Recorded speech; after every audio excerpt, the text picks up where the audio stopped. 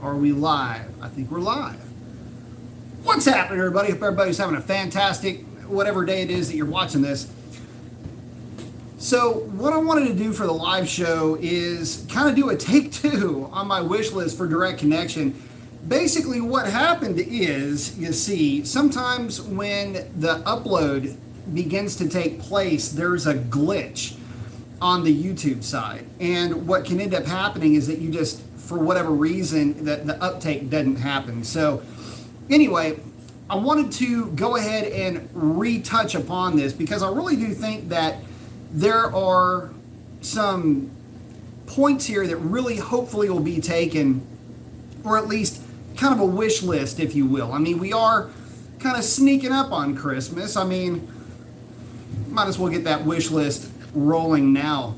Go ahead and get that direct connection catalog open. Remember when you were a kid and you get like the big Sears catalog and you go through the thing and you're circling all the things in the toy section? Man, I remember that. That was actually like a big thing. That was a huge deal. We weren't going to get any of it, but it was still kind of fun to hope, right? So basically that's what we're doing tonight. But I actually came prepared. I made a list. Actually, I kind of broke it down chart-wise.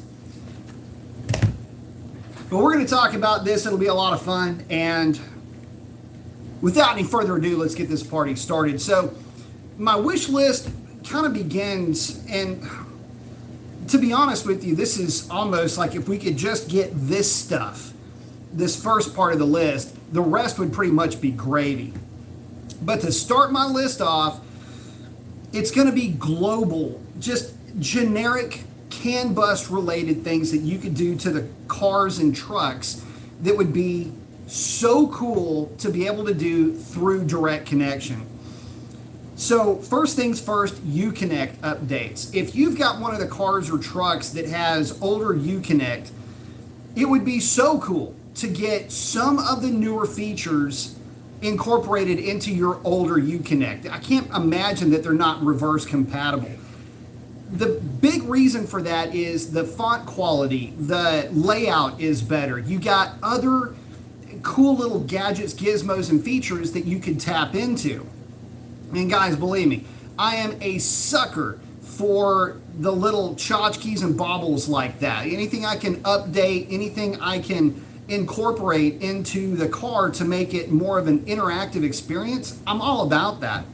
And of course, being the nerd that I am when it comes to tuning, anything that comes with the new OS or anything that comes with a new Uconnect, especially the horsepower and the newer 0 to 60 and quarter mile time slips are super cool.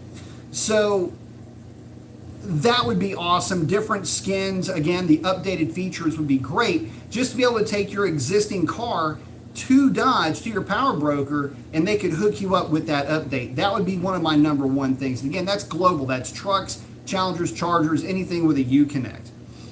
And kind of going in tandem with that, for the guys with the trucks, this would be a huge thing, especially for guys like me.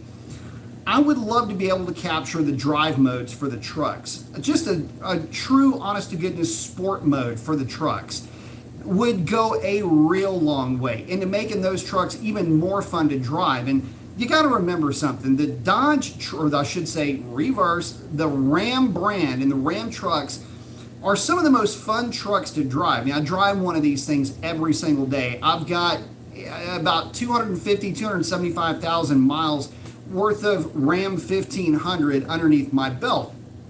All of it Hemi powered, all of it 8-speed automatic. And one of the things that made the biggest difference in terms of just being fun to drive was being able to adjust the transmission tuning in that truck. If there was a sport mode that you could incorporate with that Uconnect update, God, that would be so cool. That would be amazing. And thirdly, under that whole kind of global, idea, just it basically works for everything, cars, trucks, you name it. Is there any possibility to have an incorporation into the Uconnect where you could also adjust accelerator pedal sensitivity? One of the biggest reasons to get a tune for most guys is the feel of the car. They're really not necessarily taking their car to a drag strip. Maybe they're playing around with a draggy or something like that. But the main reason why you get a tune is to ramp up that pedal sensitivity, to make the car a lot more responsive, to kill some of that pedal lag, if you will. And it doesn't take really any amount of adding into an operating system the ability to just ramp up or tune down the pedal sensitivity. The intercept device, known as pedal commander, pedal box, pedal whatever, it doesn't matter what it is, all of them do the basic same thing, and that is intercept that signal. If they could incorporate that into the Uconnect, that would be awesome too. And again, these are just kind of global, overlooking types of updates that would be super simple, super easy, and would be nothing but profit. Think of that. You've already done the work. All you got to do is go update, and you're done. There's literally no work involved. And the customer comes away with modifications that don't even affect, they don't affect emissions, obviously. They don't affect anything other than just making the owner really happy. And again, they don't affect anything else. They don't affect, you don't have to have better fuel quality. You don't have to do anything, again, beating a dead horse, but you get where I'm going with that. So let me check in with you guys and I'll get to number 2 real quick. That'll be the performance end of it. Michael Corleone's first in, got the arm flex, I like it. Eric Sand saying, good evening, Professor B, got the flex, I like it, my man. Big Dave saying, number 1 performance mod is a tire. Well, there's that too, for sure. Mark saying, sup, B? What's up, Mark? Gag saying, I got the email for the Uconnect update as well. Hopefully end up doing it soon. That one is the update for the GPS, I believe. Frankie saying, good evening, Mr. Mason. Got the thumbs up. I like that. Big Dave saying, Uconnect is horrible. Dude, let me tell you something funny about Uconnect. About once a year, I have to do a capacitive discharge on my car. I've only had to do it on my trucks collectively twice. I've had to do it on Chandelier twice, and I had to do it on Shalandra once or twice. And what it is that Uconnect does not respond. It just does not kick on. And so you lose not only the Uconnect, but you lose the entire center console section, and you can't do the devil horn reset for the Uconnect. You literally have to disconnect the battery, let it sit, reconnect, and then hopefully when you plug everything back in, Uconnect always comes back on. But it's just one of those real frustrating things where I had it happen in Chandelier in the staging lanes. Yep, that happened to me. So anyway, luckily I was able to get my hand on a 10 millimeter, ran through the whole procedure while the car was sitting there.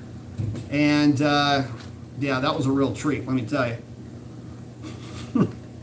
Literally. And when that happens, you have no control over drive modes or anything. So that's always fun. Brennan saying, hey, B, sold my Hellcat. The car market is so crazy. I paid $53,600 for it brand new, sold it for $66,000 with 9,200 miles on it. Couldn't say no. Man, I get it. The car market right now is loopy bananas crazy. So I understand 100%, man. Take the money and run. Full show. Hill Mode saying, sup, B? What's up, Hill? All right, so next, I want to talk on my wish list. This is point number 2. First point was just kind of global upgrades. Things that can be done to any car, truck with a Uconnect would make things really fun and interactive for the buyer. Again, skins, fonts, updated features, things like that. Next is we're going to go into some performance modifications. Now I'm going to start with the 392 because the 392 has been really the gateway drug, so to speak, the gateway car for a lot of modern Mopar enthusiasts.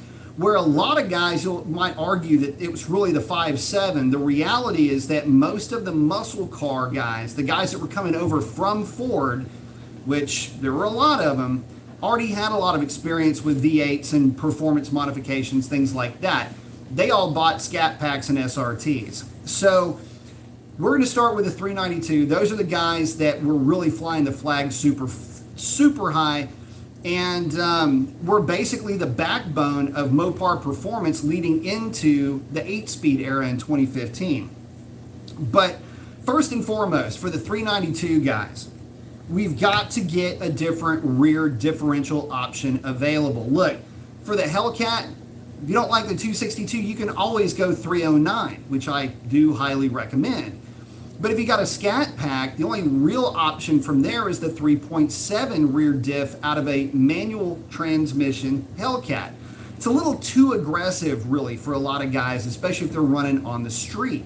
It just gets a little bit buzzy on the highway, not to mention that 471 first gear, well, it's pretty aggressive, and especially on the street, unless you're on a drag radial, she ain't gonna hook. They don't hook anyway, but you know what I'm talking about. Put the thing on a drag strip, it's a whole different ballgame. A 327, that's 3.27 to 1, or a 3.31 would be ideal in that car. And if not something along those lines, at least maybe a 355, I'm not sure what would be easier from a manufacturing point of view, but 327, 331, 355 might be a little bit too aggressive, but that would be perfect, and it would be a solid upgrade for that car. Would probably pick up an easy 0.2 mile, probably a couple of miles an hour at it, and would make the car a riot on the street. So for my 2 cents, that would be the #1 mod that I would look at, along with tune updates, operating system updates, things like that. The ability to go in and take your car to the dealership and have them update the tune, give you a little bit better transmission tuning and things like that. Something along those lines that would be a warrantable tune. Something that is, again, emissions compliant. You don't have to worry about taking catalytic converters off in these cars. It doesn't work. We've already tried it, found out pulling cats, no performance gain. So add in some, maybe a handheld that gives the owner some freedom to make some changes in the tune. Again, pedal sensitivity could be part of that. Shift points could be a part of that. Maybe make it a little firmer, a little bit smoother. A lot of different things that you can do with just a handheld that would be super cool for the everyday car enthusiast. Your everyday hot rodder would love that kind of stuff. And to that point, we're talking about tuners and performance modifications, things like that for the 392. One of the big things that's got to happen, I'm hoping, if you do offer that handheld and you did offer a rear gear set, could you please, I know it's asking a lot, but could there be a revised intake manifold to go along with that? Something with a little bit shorter runner, something with a little bit larger diameter runner, something that's going to let the car breathe a little bit better on the big end. It would take advantage of the gear. It'll let the car pull a little bit higher RPM, say 64, 6,500 RPM maybe. Allow the car to really buzz up top, and it would pick up, let's say it picks up only 20 horsepower, something along those lines. You don't have to pick up a ton of power when you've got that type of gear, and it would again allow that gear to be able to stretch out a little bit. That would be amazing. Plus, look, the aftermarket has not done a very good job of supporting the Hemi in general, and it's to be said because they've got a very big pair of shoes to fill. The stock 6.4 manifold is really good, but there are some things that can be done to it that would significantly help it, at least in my opinion. And I mean, I've ported how many of those manifolds? I've got a lot of experience with 6.4 intake manifolds, and there are definitely some areas that you can improve upon. So revised intake manifold would go a very long way. Plus, think of it like this. Direct connection had always been where you would go first as a Mopar enthusiast for a hot rod intake manifold. It kind of comes with the territory in a way. They've got a carbureted intake manifold if you want to put a carburetor on a crate Hemi, so how much harder would it be to just revise an existing platform? You really wouldn't have to change a whole lot, and it would really make life a lot more fun and easy for the 392 guys that are out there. I know that if I had one, I would be in line numero uno to get one of those intakes. So just my 2 cents. If you need me help, I can help you as far as design too. So at least there's that. At least coming from somebody who's had to open these things up quite a bit. And it does seem to work a little bit. But those would be, again, just part of a very broad wish list for the 392s. We'll get back around to some other 392 stuff in a minute. Now, we're going to talk a little bit about some things that are going to bridge the gap between the 392 and the Hellcat. This is mainly for the LX platform. Suspension upgrades, differential braces, maybe a drag setup along the way in there. Obviously, liveries and things like that. You know, the strobe sticker packages and all of the, just anything that goes along with really making the car pop with a Mopar signature on it. That would be an amazing upgrade. There's a lot of things that guys, especially guys like me, guys that are big fans of the old school, of the styling, of the attitude that came with the Scat Pack, rapid transit system, all of that, that's kind of what we're looking for. We want to bring that back. The cars are being marketed to us in that fashion, so don't stop while you're moving, or don't try to stop this train while it's moving. Pour a coal to it. Let's see if we can have stuff like that come to us and allow us to be able to modern in a modern way, modify the cars to where they look like the cars that we used to see in magazines as kids. That would be pretty cool. But again, you know, the aesthetic thing aside, suspension updates and upgrades, I should say, diff braces and anything else that'll help that car either handle better or hook up better on the street and or track would be awesome. And that would work both ways for 392 Hellcat or 5.7 or even 6-cylinder guys. So it really, you know what's funny, getting back to the whole livery thing and the Uconnect deal, those are, again, gadgets, tchotchkes, baubles, gizmos, things like that. That's really what brings you and ties you to that brotherhood, if you will, that ties you to the brand. So again, going along with that, the gear to go along with it would also be really cool. So let's get into the Hellcat stuff. Now, some of this will bleed into and back and forth with the 392 stuff as well. But the Hellcat, they've already demonstrated that they're going to go for tunes, pulley upgrades with tunes, like a stage 1, 2, 3 type deal. But so we're already knowing that that's coming. But something along the lines of a drag mode. Any of the Demon OS bleed over would be amazing. You know, in this case, in terms of drag mode or drag options, a high octane option, or maybe some way to make the car be able to run on E85, a true flex fuel system. Could you imagine how, this is another thing, I would be first in line for this. If I had an option from Mopar, from Dodge, that would allow my car, my Hellcat, to be able to be E85 compatible, no problems with OE reliability, I would jump on that in a heartbeat. So there's at least that to consider, right? So something along those lines, either high octane, flex fuel. Are you kidding me? That would be amazing. I mean, really, in that type of a platform, you got to think about it like this. The technology's already there. You don't have to really go rooting around to figure out how to make this stuff work. You can make this work, and even if you did use an aftermarket or other market sensor included with this, think of what you'd be able to do. It would be an amazing feat if they could actually make that happen. So, come on, Direct Connection, you got this. Other things that would also go back and forth with the 392, albeit not quite as much as the Hellcat, but yeah, how about a lightweight brake kit option? In other words, a super stock brake kit option for your Hellcat. That would go a long way in terms of just being able to drop weight, but it would also maybe blend into a potential drag pack, if you will, for your Hellcat or Red Eye, where you could have lightweight brakes. Maybe the rear seat delete is part of that. Mold all of that maybe with some other updates and whatnots that get the Uconnect to have new features, what have you. Again, drag modes or, you know, high octane modes, flex fuel modes, along with the rear gear and the axles and the drive shaft out of a red eye.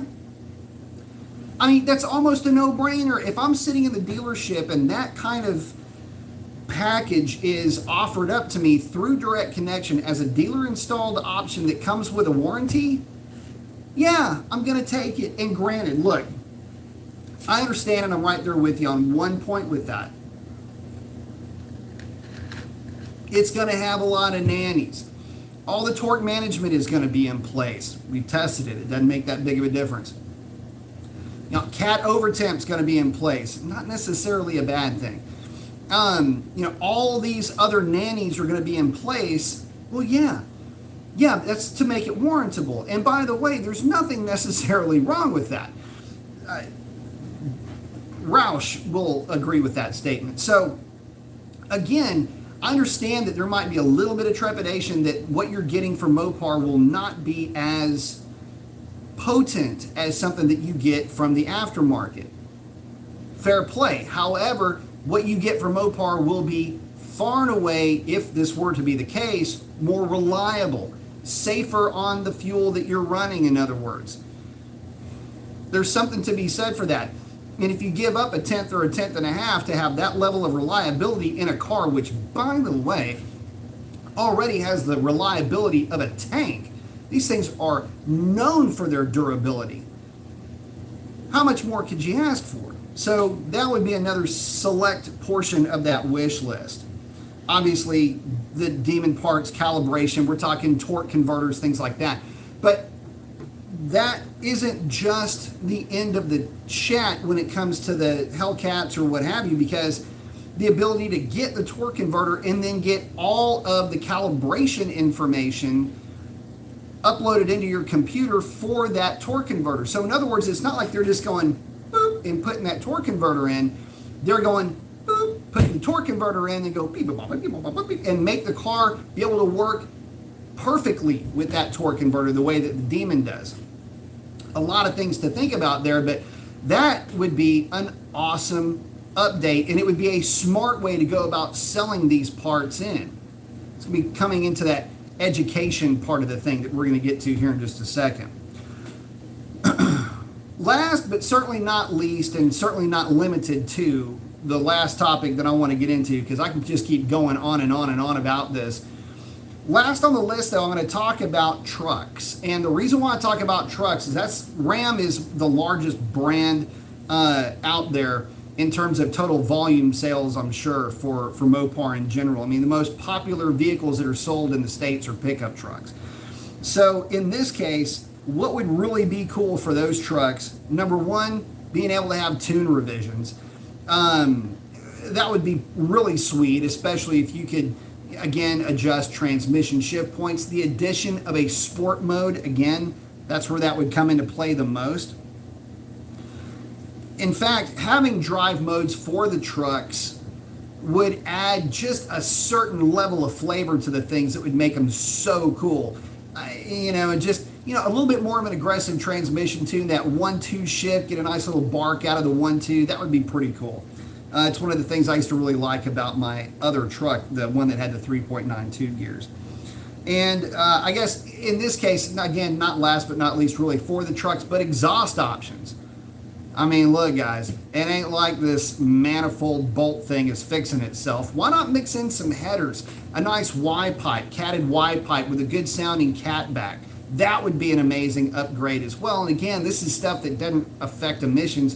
You can knock this stuff out in the shop in just a few hours. It's profits, and it makes the driving experience that much more fun for your new Mopar buyer. So, direct connection. Are you listening to me? So many ideas. I am so excited about this. I can't see straight. And the funny thing about it is I'm just over here licking my chops, waiting to see what all I can get my hands on. I'm just like, take all my monies. I want to have, this is going to be a lot of fun. So before I get to the next topic, I want to get with you guys. So let's check in. Hilton saying sup. Brendan's saying either going to see if prices are down in spring and we'll get another Hellcat, or may look into getting a Roush Mustang 10-speed. Have you seen any of those run? If so, what are they running? Yeah, I mean they run 1070s pretty easily from what I've seen. They do have a lot of nannies, I can tell you that. They make their rated horsepower for about that amount of time, but they're legit fast and they're durable and nothing wrong with them at all. So just give one a spin. I mean, drive it, see if the car fits your needs, see if you like it. Mike saying, just got done replacing my blower motor in my Challenger. Got to say, at 6'5", that job made my neck and torso move in ways I didn't know I had in me. We always are learning new things about ourselves, aren't we? Hilton's asking, are 275 tires on a Scat Pack too narrow? No, I ran low 11s on 275 drag radials in a Scat Pack. Actually, it was an SRT. Some Ferrari guys asking, have I seen any Mach 1s at the drag strip? Yes, there's a guy that has the really pretty, I don't know the name of it, really pretty package. It's the white one. It's a 6-speed manual car.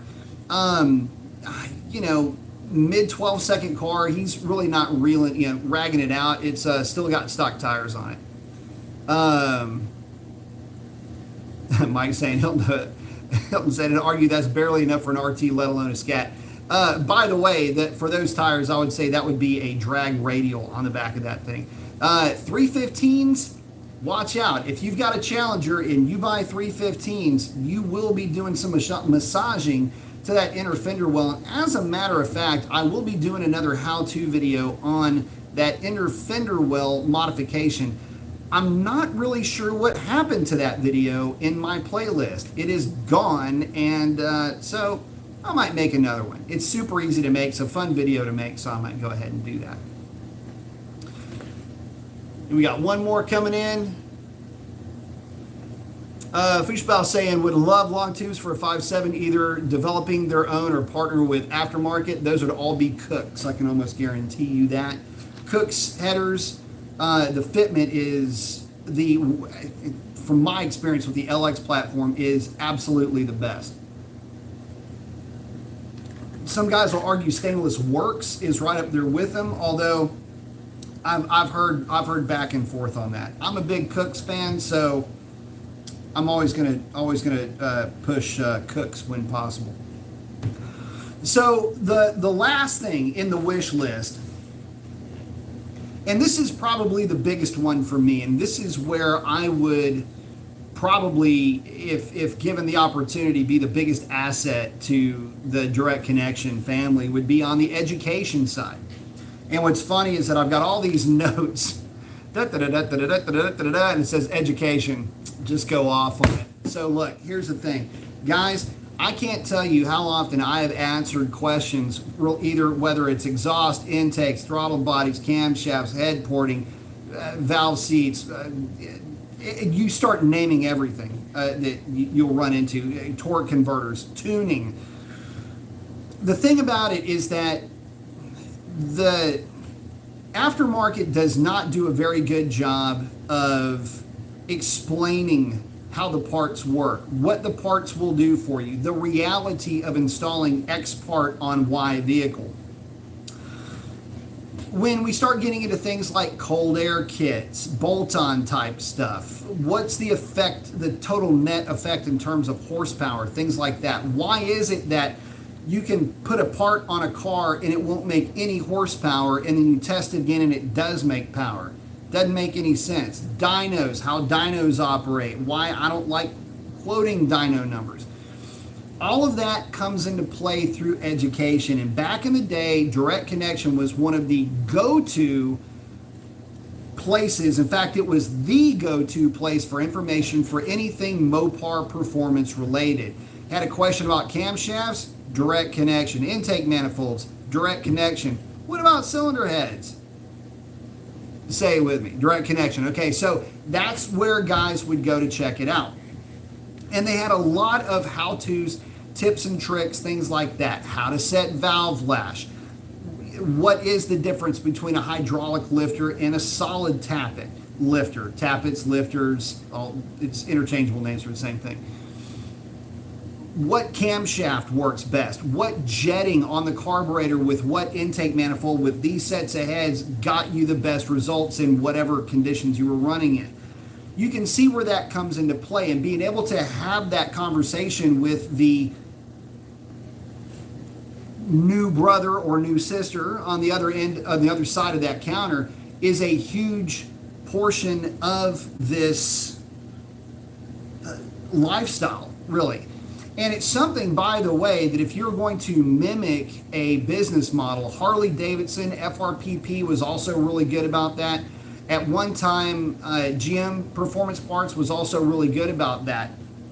They all took their template from Direct Connection, where you could literally be talking to somebody across the counter that has the experience of drag racing, autocross, closed course, whatever that type of competition is, and they can say, oh yeah, for that type of car, this is the type of suspension that we used. This is the setup that we used for the tuning of it, the induction, whatever the case is. This is what worked, and let me tell you again that we tried the things that you're asking us about and they didn't work. Starting to sound familiar, isn't it? So that's what one of the biggest assets that Direct Connection will bring to market will be in that education. The ability to speak clearly and confidently about your products and other folks' products and where they do work and where they don't is one of the biggest voids, if you will. There's a vacuum of that knowledge out there, especially for Mopars, because the aftermarket is practically non-existent for these things. Of course, you can get a camshaft, but what intake manifold are you going to get? You only got one of two choices if you've got a 392 realistically, and you know the Sniper is just this little short runner thing, and the Victor is, well, it's, for lack of a better way of putting it, it's kind of a warmed over 6.1 manifold, which doesn't do quite as well in some cases as the 5.7 manifold.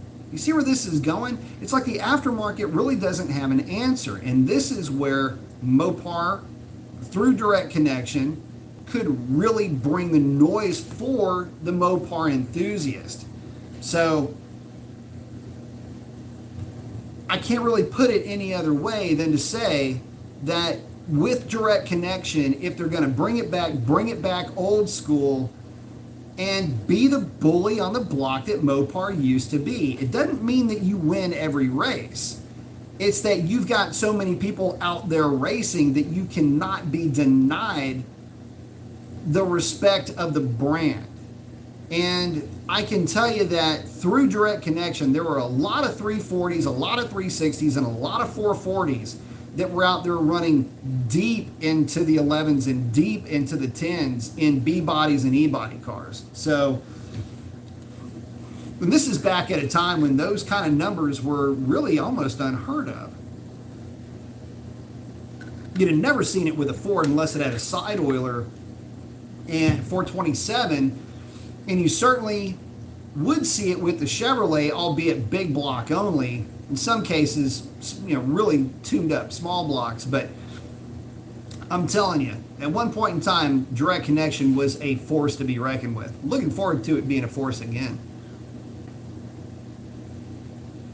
Some Ferrari guys saying, interested to see if the A10 Mach 1 was into the 11 stock. They are. Actually, who is it? This is kind of third-hand information, but I do know of one that is run, and it's a high 1180, low 1190 car. But no weight reduction. That's on a tire too, by the way. Oh, Hilton said he's thinking about ordering either a wide-body Scat or a loaded narrow-body 6-speed. Fun car. Robert's saying, so on the part-time throttle fuel tables, should they be smoothed out completely or leave them be? Part-time throttle fuel tables. So you're talking short-term. I think I'd have to have the computer pulled up sitting in front of me. I really don't ever mess with that. On the stock stuff, you really don't have to fool with it too much because you have all of your injector data there. So I really don't ever have to mess with that unless you start really getting into bigger injectors, different larger camshafts, things like that. But if you're talking short-term fuel trims, if as long as they're within, I mean, honestly, you can get away with 10%, but as long as they're within 6, 7, 8%, one way or another, and you're seeing them arc going back and forth, going in and adjusting them really won't make that big of a difference, because you got to remember it's making these adjustments, and it's also varying what it's doing with the injector based on barometric pressure primarily and temperature. So based on the conditions the car is running in, it's going to be moving that thing all over the place anyway. So talking about for a Hellcat, oh no, don't worry about it.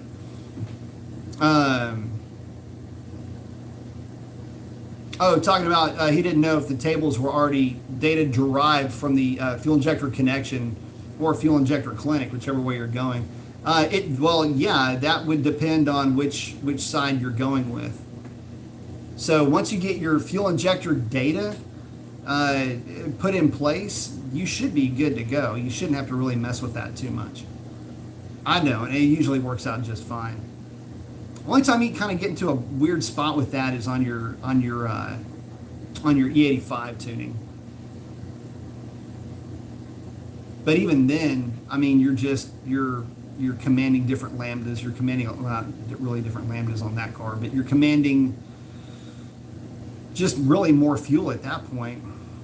So yeah, you shouldn't really have to worry too much about that. But as long as your injector data table is good, you should be good. Mike's saying, are there any mods parts for the 570 you recommend to bulletproof them? It's not a vague question. The 5.7 is actually a pretty robust platform. There's not a lot that you can do to really hurt them. Naturally aspirated for sure. I wouldn't ever start tearing one apart to try to make them more robust if you're leaving it naturally aspirated. Now, if you're planning on going with boost, even if you're it's a mild street application, 7 to 8 pounds of boost, I really wouldn't worry too much about it. If you really want to turn the wick up on one, you can pull the thing apart, add ring gap to it. It's going to be basically 6 thousandths per inch of bore. So anyway, default on a 5.7 is around 25 thousandths on the top ring, 26 thousandths on the second ring. If you're really going to be turning the boost up, turning the wick up on it, maybe have boost and a hit of nitrous. That's the way that I would go with it. So, I mean, they'll handle a ton of power in that respect. But if you don't go in and add ring gap, it's going to be a nightmare. So, that's doubly accurate for the 392. The 392 stock stuff will handle a boatload of power. It's just that they come with super tight end gaps on the rings, and that makes them buckle when they get really hot, and that pops ring lands off of the piston. It's a slightly small ring land, but even with that's really not the problem. It's just the fact that the gap is too tight. Open that thing up and run pretty much whatever kind of power you want through it at that point. As long as the tune's set up for it, you'll be good. Barbara's saying, cool, thanks, man. You got it. Mike's saying, side note, what about electric Mopars? Well, we can get into that. STLA Large is going to be the platform you'll be looking at. The main issue that you're going to run into with STLA Large is just going to be what kind of motors, how much power can you throw at them? It's still going to be CAN bus. So because it's still going to be CAN bus derived operating systems, I mean, you're looking at torque management at that point. That's it. And by the way, you want to talk about nasty, get into high capacity batteries with speed controllers that will allow for, well, you start pulling torque management out of it, they'll allow for whatever amperage draw those motors will take. And you want to talk about you have not experienced violence the way that you can make an electric motor feel violent.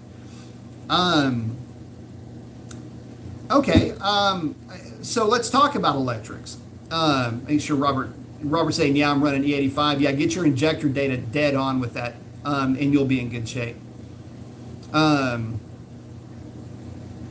If you're doing FIC, I would say FIC 127s would be the way you would want to go, depending on if you're staying stock boost or if you're going to even throw a lot of power at them. The 127s are good. You can go 1000s, but I like the overhead for the 127s, and a lot of guys use those. So, Mike's saying piston gap. If you boost it, it's going to be ring gap. That's you're going to be using with. Mike's asking a $150 on a bone stock 392. It's a little bit heavy for a stock 392.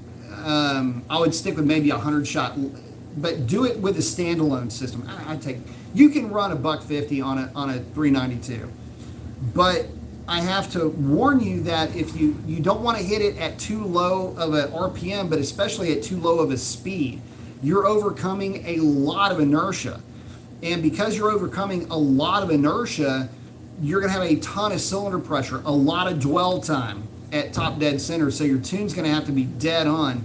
And, doing the normal, couple of degrees of timing per 50 horsepower won't necessarily work in that respect. For a 392, even over a mild tune with just a couple of degrees of timing in it, I would still pull 1 degree for the fact that you're on the dope, and then go 2 degrees for the first 50, 2 degrees for the second 50, and probably 2.5 for the third for that 150 shot. So 1, 3, 5, 7.5 degrees of timing removed for your $150.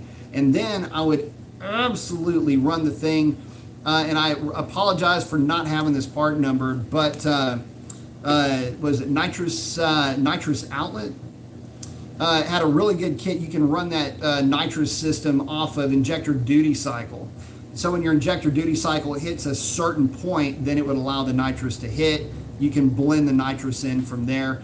But or you can just go with a bye-bye button. You can do the same thing. But run a standalone fuel system with a standalone set of injectors. or standalone injector for the fuel and nitrous. I highly recommend that. FIC 1200, that's perfect. 317 with a 10 under. Oh, that's gonna be a fun car. FIC 1200s are good. The 317 with a 10% overdriven crank is going to be pretty mild for E85. So you can get aggressive with timing on that. You can actually, with that combination, you can ramp up timing, and you can actually end up over timing it and drop power, and it won't go into pre-ignition if you've got quality E85 with that particular setup. It's gonna be a fun car. You could actually, I think the walking around number for timing is like 20-ish with that setup. It's real common number for that pulley setup. It's actually common for even 275 and 10s, but it'll save you if you've got a kind of a crappy tank of E85. Mike's saying that's my goal is a 150 on his 2021 Scat, but can't unlock my CPU. Yeah, you can. Go to aftermarket box to advance. No, you can absolutely do it. Robert's saying nice, a blast to drive. That's actually funny you should mention the 317. That we got an ongoing back and forth with a buddy of mine, Orange Crush's owner, Chris, and it's like, do you go with the pulley? Do you not go with the pulley? Are you going to pulley it? I'm thinking about pulling it. Recently, I did have my crank pinned just because, the car's got hundreds of passes down the drag strip. I want to make sure the thing is safe. Plus, I'm keeping my Hellcat. So, if I wasn't keeping it, if I was going to get something else, I might not really care, right? But in this case, I really like my car. There's a few things that I want to do to it, and that'll be a wrap. But I'm not adding any power to it because I do a lot of data logging on 93 octane, and I've seen what what passes for fuel quality. Let's just put it to you that way. I was saying crank is pinned as well, which I would hope so. Was considering dipping to the 285 pulley. The 285 will be good. 275 is also really good. That's the generic Bravo package that you would see run through Pike's Performance. At 285, 275, depending on the air, is, I mean, with some weight reduction on a drag pack, is a pretty generic 960, 950 car.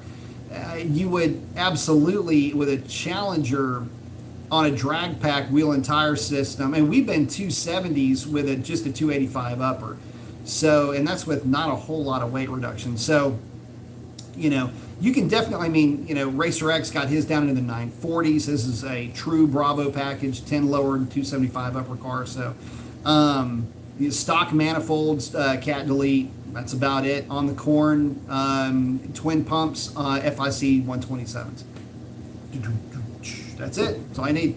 And a 309 gear, which I don't know if that helped it or hurt it worse. Mike saying, I think Hellcats and Scats will appreciate once Mopar goes electric. They very well might. Robert saying, nice, I'm looking to be at least in the lower 10s. Robert, you can be in the lower 10s probably on just a regular sticky street tire. We on accident, the 285 cars will go 1020s. I mean, there's nothing to it.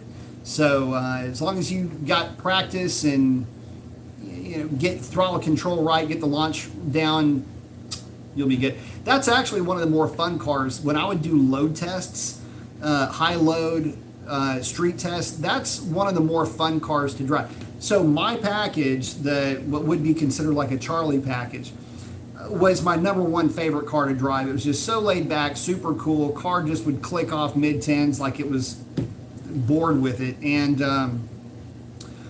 but the Bravo package was always, it was just always really happy, really a lot of fun, really eager to play. So yeah, you'll have a ball with that car, no doubt about it.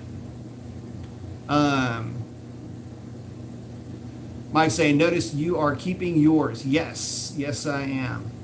Yeah, and like I say, man, there's a few things that I do want to do to the car before I'm really going to call it done. I want to put a different set of brakes on it, and I would like to, well, it's going to get ET Street SS's for the rear tires, mainly because I love the Nittos in terms of how they get down the road, but just there's a visual OCD thing that's making me lose my mind.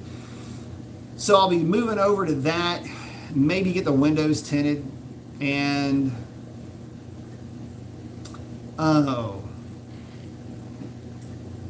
so I will be doing some significant paint correction. Here's my the kit. If you don't know what this is not a device. Get your head out of the gutter, boys. Or it's not a bottle rocket. It is a basically it's a paint correction kit that Mopar sells. And so what it is, the way this thing works, this little thing right here, that's just the stand that comes off.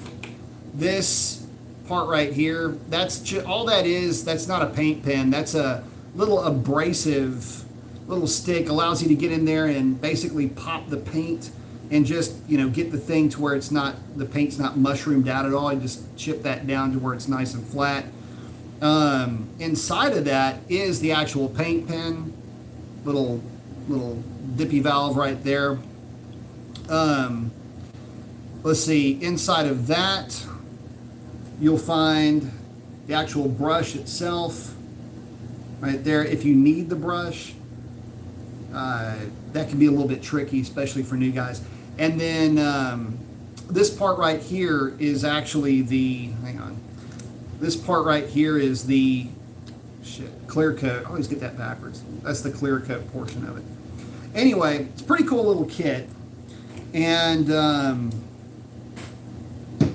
I picked up, a nice rock chip on my front fender. I've been needing to do a chip on the rear fender for a while. I just really haven't gotten around to it. Now this one's on the fender, I'm really gonna have to do it. So anyway, I've got my rubber pad. I'm gonna do kind of a correction size about that big around.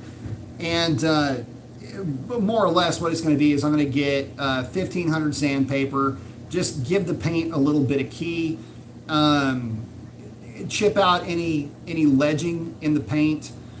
Get in, key everything with 1500 just to kind of get it to where it'll take the paint a little bit better. Go in, put a little bit of filler on the paint, let it set, go in with the clear coat, and then I will go in and wet sand it with 1500, wet sand it again with 2500, and then hit it with the mop and get everything all nice and shiny. So anyway, that's the plan. Doesn't necessarily have to be perfect, just has to not be a chunk of paint missing out of my fender. So, but that's what I'll be doing. I'll be doing a bit of an actual real paint correction instead of a normal, just kind of a cleanup. So, hey, I'm going to try to get some video of that, but it's kind of hard when you're trying to video and, paint and do all that. If y'all saw any of the work that I did to the black Mustang to Foxy, a lot of it'll be like that, just not near as aggressive. Like when I wet sanded the hood on that thing, it wasn't, I was taking chunks of paint seemingly off of that thing. This is going to be super mild, just real easy going, again, just fixing some paint chips. Yay.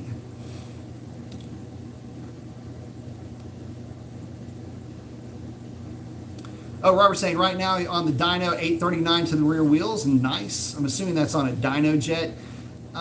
Good number on a dyno jet for that package. On the Mustang dyno, we would see like 770 to the rear wheels with that combination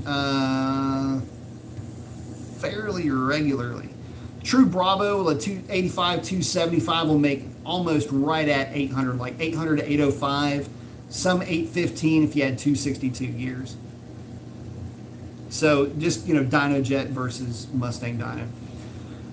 Mike saying, speaking of fuel quality, would you say that there's any station out there with consistently good pump gas quality? I usually stick to Shell, but they're the most expensive in town now. So depends on your area, man. Stick to name brand gasoline, Shell, Exxon, Mobil. Those types of stations are the ones that you want to go with if you can for the best fuel quality. I have an Exxon station right up the street that I think is a company store, and I think that they just pump the gas straight out of the spigot right over into that gas station because the fuel at that place has consistently been off the charts as far as good fuel quality for 93.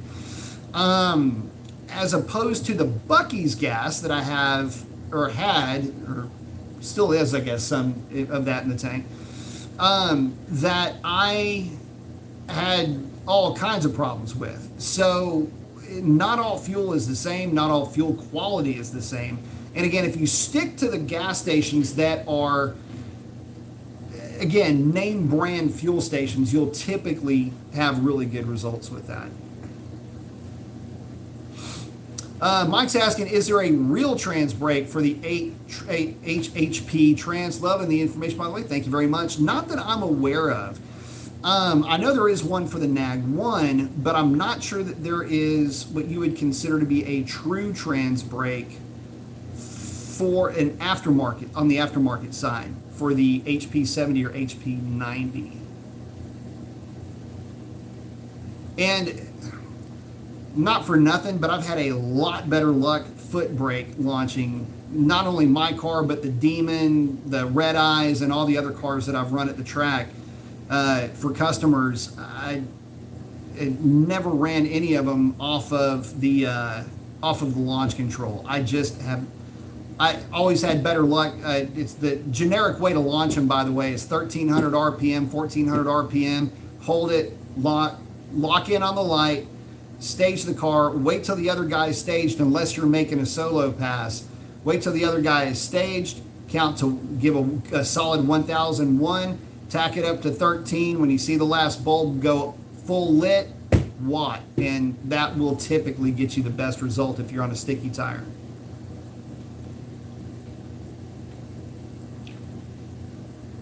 Hilton's asking, do you use the Nittos for your street setup? I do now. And don't get me wrong, here's the fuck of it, is that the Nittos are actually really good at being a tire. which is part of my problem. I don't want to get rid of them because they keep working so well as a tire. They work great in the wet. They're just a good generic tire. And here's the problem.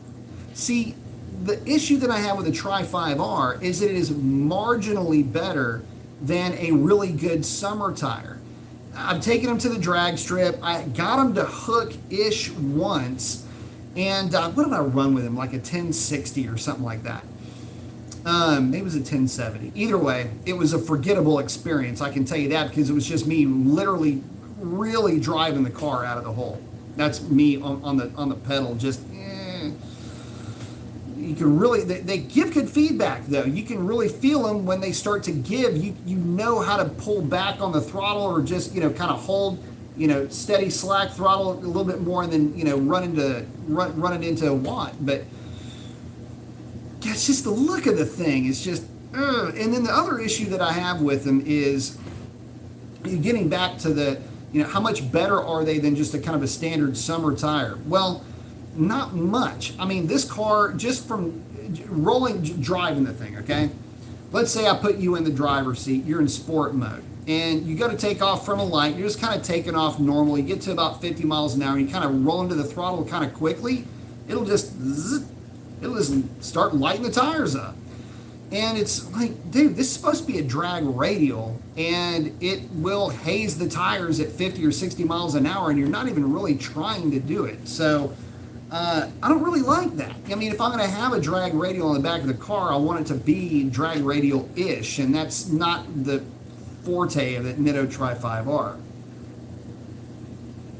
Better than a summer tire, okay, with a 100 wear rating if memory serves. Really good summer tire might be a 200, so not much difference, but still pretty decent in the wet. I did the testing with them last year, and if you saw, I was thinking it was a 4-part test that I did. If you haven't seen it, one of the parts of the test was literally wet weather driving. And if one of the things that nobody ever mentioned in that video is, hey, you're in the left lane and you're passing people in the wet. Nobody ever brought that up. Like, how do you not see that? Anyway, that was kind of the point that I was trying to make is that, look, yeah, it's a drag radial, but it had poured down rain and the streets are still very wet, and I'm just cruising along with this thing like it didn't really matter. It's one of the few times that car's ever been driven in the wet. By the way, fun fact, the first night we picked that thing up, it was raining, and my wife drove it home. So there's that. But at any rate, I'm going to go with the SS's for a couple of reasons. One, aesthetically, it is a better looking tire by definition. It's the same height as the stock tire is. And the second thing is that the Nitto Tri-5R is a 305 in name only. If you spec that tire out, it's actually speccing like a small 315. Just the way that it sits on a 10.5 inch wide wheel, instead of being straight up and down the way the Nitto is, and the stock 275s on a 9.5 will come in just a little bit. The Nittos kind of bow out a little bit, and the problem with that is it's a 35 series tire. It's an aspect ratio of 35, which means that it's kind of a short tire to begin with, shorter than the front tires. That's not necessarily a deal breaker, but the issue is that it just, the visual of it, it looks visually smaller. Bit of an odd thing there. So anyway, if you've got an 11-inch wide wheel on the back of a Charger, it won't really work on a Challenger, but it will work on a Charger. Great tire for that setup. It will, sit straight up and down. It looks great on an 11-inch wide wheel. It's made for an 11-inch wide wheel, and for the guys with 10.5s, we're just kind of going, ugh. So anyway, some guys it doesn't bother, and I'll take that a step farther. It bothers me a lot less on the Demon replica wheels that I'm running. If I was running still the Slingshot replicas on the back, the Slingshot 10.5s, so the Slingshot 10.5s with those tires on it, it was like throwing cats on a chalkboard for me. It had this because the spokes go literally all the way to the edge of the wheel looks artificially larger than it is. And you got this itty bitty tire that's bowed out. It wasn't going to do that for me. So anyway, long story short, worked out great for the Demon replicas. Mike saying a hot rod has never done its OCD. Believe it. Robert saying touch-up paint kit. That's right. Mike saying that the pen sucks. Yeah, I'll be going in with the brush. I'm a lot better with the brush than I am with going in and trying to with the thing, and then it runs and it goes everywhere and it's a pain in the ass. So I'll be going in real light with the brush and just going doop, doop, doop, doop, doop, you know, that whole trick. Actually, it's boop, blow, boop, blow, boop, blow, blows as you're trying to get it to stick. And then what I'll do is I'll get it to, I'm not going to get it to crest. It probably will end up cresting a little bit, but I'll go back over it with my rubber pad and with the 1500 and the 2500, and I'll knock that down, so that shouldn't be a problem.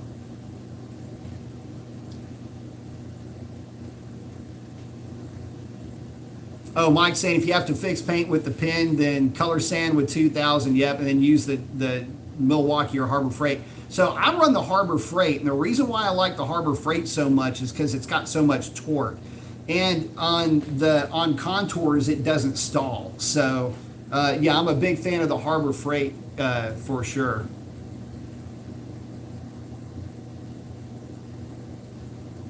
Mike, thank you very much. Saying he's in North Carolina if you need paint work done. I am in H-Town, Texas, but I appreciate the offer. Oh, Robert's saying that was on the Mustang Dyno with the 85. Very nice.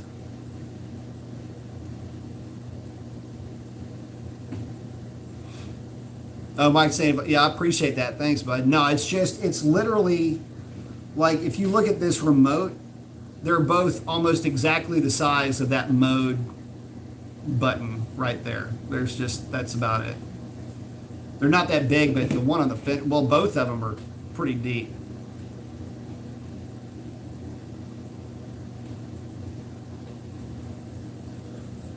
Oh, Hilton saying, was that the tire that you said was damn near a drag radial that drove fine in the rain? Yeah, that is. That's the Nitto Tri-5R. I mean, it's again, it's a drag radial in name only when it comes to that size. A lot of guys may have had a lot of luck with them, and I will say this, for an NA guy, Mustangs, Camaros, 392 is still going to incinerate those tires, but it's still a really good tire for those guys. In fact, it's really good if you want to run like a 275 tire on the 9-inch rim that the Scatties come with. It works great for that. If you want to run a stock size tire on a 9.5-inch wide for the stock size, that 275/40, in a car, I'd probably run it every time in the stock size. It's just not going to cover what I'm looking for it to do for my application. Just ain't going to work. So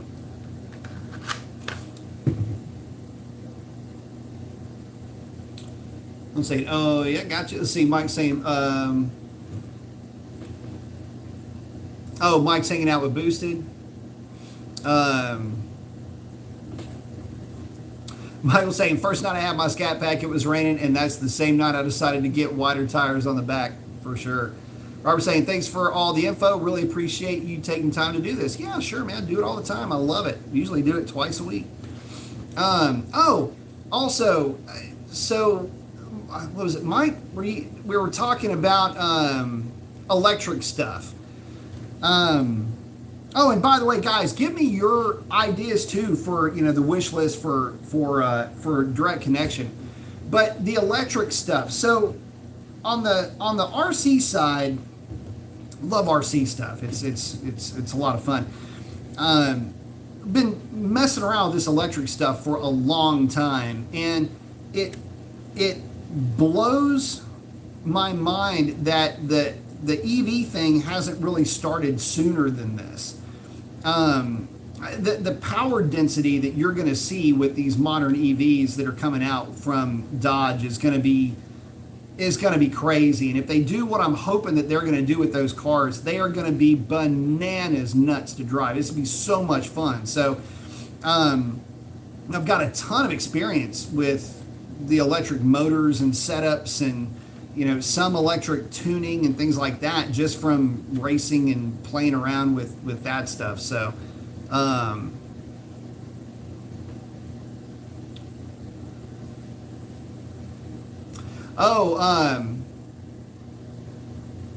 and they were saying, hey, I saw a render of what the Viper would look like as a mid-engine car to compete with the C8. Yeah, that did look pretty sweet. But one of the things I was trying to explain to somebody the other day was just how powerful is an electric motor with a high capacity discharge battery. Something like this. This is an old LiPo battery, and LiPo just means lithium polymer. These are real sketchy batteries. You piss one of these things off and they explode. Although it does seem to take a lot to hurt one. You break one of these things though, and they have a nasty habit of off-gassing. The gas is flammable, arcs, things like that. Anyway, these things do explode. That's why I don't see LiPo batteries, but you do see Li-Fe batteries. It's lithium ferrous batteries that have very similar discharge rates to a LiPo. It's just that they're very stable and can be charged and recharged over and over and over and over and over and over again. High capacity discharge battery. And one of the things that I was trying to explain to somebody is what all you can do with an electric motor that you just can't do with internal combustion engines. And that's, you know, when you get into traction control, launching the thing, things like that, and you can literally make the vehicle launch at the coefficient of friction that the tire will allow you to launch at. And that's where going in and adjusting torque management and things like that and just throwing the kitchen sink at it, or allowing it to throw even more torque at that car based on maybe running slicks on all four corners and things like that, is going to completely change what you would ever think that fast is. And so to kind of put that to illustrate that, I was using my old SC8, which you can kind of see the very back end of it sitting against the wall over here. And that's got a Castle 2650 motor on it. It's just a kind of a go-to real high performance RC electric motor. And anyway, that motor combination, depending on how it's geared under acceleration, will make 1 horsepower per cell in this 4-cell battery. So under acceleration, the wattage that it will draw is around 3,000 watts of power, which is basically, you know, just under 4, right at 4 horsepower. And now it doesn't make it throughout the entire pull, but while it's under load, it makes 4 horsepower. And I'm like, well, what does that even mean? Like, well, this is how violent that could end up being. So let me show you the size of what, and you're familiar with something that makes 4 horsepower. And by the way, this is kind of the sweet spot pack. There's 5 and 6 cell battery packs, which means that I could conceivably be running over 5 or over 6 horsepower in a kit that only weighs about 10 or 11 pounds. Think about that for a minute, okay? So anyway, let me show you the size of the motor that can make 4.5 horsepower.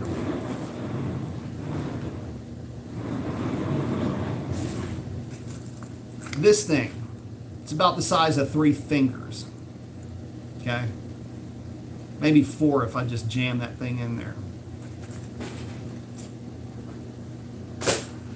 4 horsepower out of something that's only this wide, this long, and about that big around. You might say, well, what does that mean? Okay, 4, whatever, it's a little car. What does that equate to? Well, it's pretty easy to do the math, because something like an electric motor can be considered to be linear, meaning that you can scale them, whereas with internal combustion engines, you really kind of can't.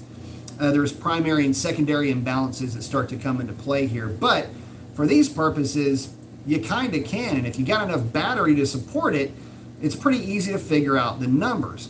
If it makes 4 horsepower and it's an 8 scale, then it will, and every time you double the size of something, you add a factor of 8 to its mass.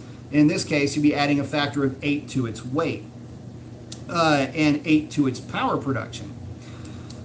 So 4 horsepower times 8 would be 32 on a quarter scale. It would be roughly 250 horsepower on a half scale. And it would be, well, somewhere just over 2,000 horsepower on a full scale. So on a vehicle that is 10 pounds, that equates to about 4,000 pounds, or 5,000 pounds, I think. So imagine having 2,000 horsepower and a 6,000, but this is rounded up to 6 if you want to, because it might be a 12-pounder with that battery pack. And that would be your power to weight. Basically, it's ridiculous, and that's what you can do with electrics that you just can't do with internal combustion engines. So what does all that mean? Well, that means that they're incredibly expensive, and it means that the internal combustion engine stuff is a lot of fun because now it's kind of more of a nostalgia class than anything else, which is another great reason to have direct connection.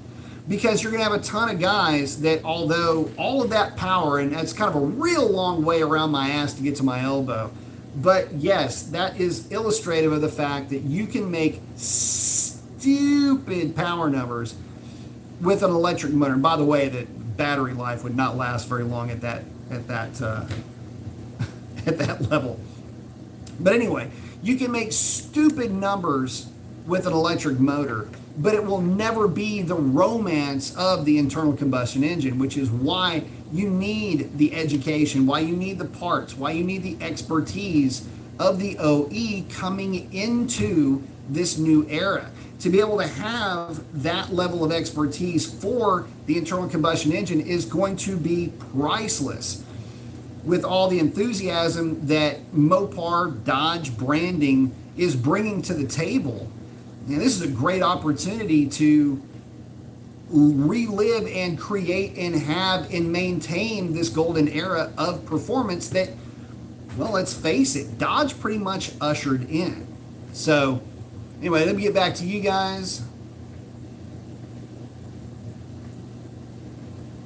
Oh, Michael's saying he's running Cooper, the RS3 G1s on the front, 305s on the back. I've been very impressed by them, even being an all-season tire. The Coopers are pretty good, man. I hate to tell you this, but you know, anybody that's downing on the Coopers, man, they're actually a really good tire. So, just saying. I've heard I'll put it like this, with the Coopers for daily setups, for the NA guys, I haven't had anybody complain about any of the Cooper setups at all. Believe that's also Cooper's actually part of, I think, I have to go back and look, I think they're actually part of the family of companies that Hoosier is a part of.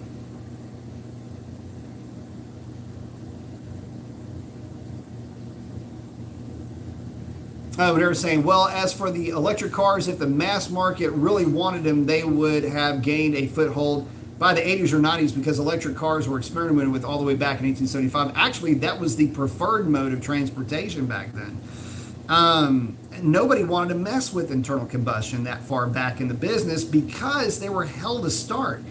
In fact, ironically, it's because of the electric starter motor that internal combustion engines really became mainstream. But it's a whole lot easier to just plug in your car and have something that would get you across town and back with no issues, and that's your electric car. I mean, cities, you know, guys that lived in cities loved them. The only downside to them was the fact that you still had the same issues then that you do now with infrastructure, charging, range anxiety was another thing. But when you're talking about that type of a situation, the reality is that there wasn't an infrastructure in terms of roads back then. So again, pro for the electric cars. It, again, wasn't really until the electric accessories made the internal combustion engine worth really talking about. And the only advantage that the electrics, or that the ICEs had over the electrics, was range, or at least the ability to refuel and carry fuel with them, because gasoline, even if you've got a 5-to-1 engine making hardly nothing for power, gasoline is incredibly energy dense. And a gallon of gas will get you a whole lot farther than a gallon of battery, just in terms of size of a lead acid battery versus the size of what would be a gallon of gas. So yeah, no, they went after them pretty hard. The other issue is battery technology. I mean, battery technology really didn't start to blossom and come into a true high capacity, long range type of battery that would have been economically viable, along with the motors to do it, because you got to remember, these are all still older brushed style motors that didn't really make a whole lot of power. Still made good power, but not like what you see today. Go figure, that's kind of the way it works out.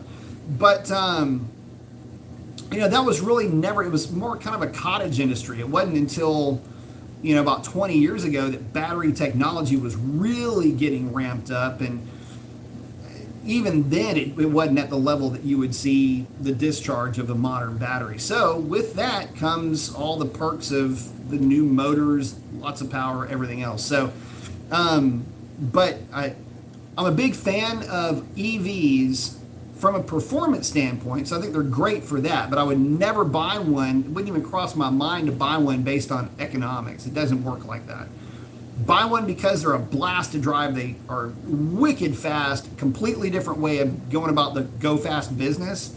Really cool powertrain, still makes a really neat noise. The zzz thing is kind of neat, the Jetsons and all that, but don't buy one because of economics. You'll never revamp that cost. I don't care how much you get back from the government.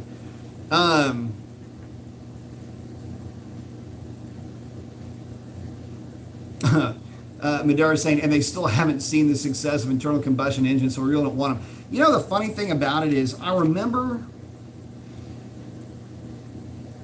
a lot of the same thing being said about 6-cylinder and 4-cylinder cars, where the V8's going away, you're never going to see another V8, and these little 4-bangers with turbos and 6-cylinders are going to take over, and the performance era is dead and all that kind of stuff. And there was a lot of folks that were saying that, and eerily enough, it was because of the 4-cylinder economy car and the technology that went into those cars to make them very economical, all the computer controls and everything else, that bled into V8s, which then made V8s even more economical.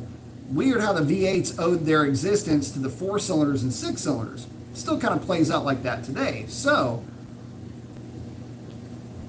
tighter government restrictions, things like that, CAFE requirements and the like. It could be the EV that saves the Hellcat platform, so to speak. You can have hot rods if you sell a lot of EVs. Your corporate average fuel economy, CAFE, that's the big number. You start selling a whole lot of electric cars, it means you can have your hot rods and your economy too, and that's really where I think this is going. Roy, thank you very much. Roy's asking, how do electric cars go to pay for the roads where we use gas now and tax it? Well, that's a great question. It depends on how you look at the usage tax. Are they going to get hit with a per mile usage tax? That's something that's been getting kicked around now for quite some time. And, maybe that's something that you look at for the EVs. I don't know.